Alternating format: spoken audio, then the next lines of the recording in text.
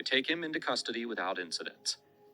Now, it may have seemed sudden, even unexpected, but investigators were working with solid evidence, the kind that would soon speak for itself.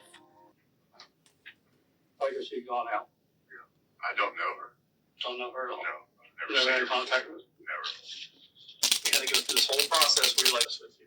Right? Right. Something happened.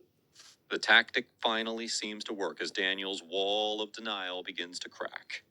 Now, we want to remind you to keep an objective view of this case because whether he is telling the truth or being forced to tell the truth depends on the interrogation. For now, it's just her word against him. With that in mind, you're now about to see the detectives get super close and aggressive.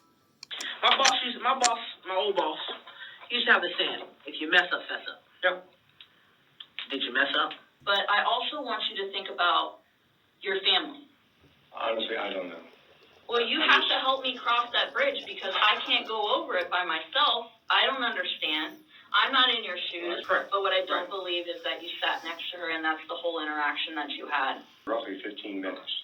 So there's still good. 15 minutes is A long long enough. time. Oh, I'm not disagreeing with you folks.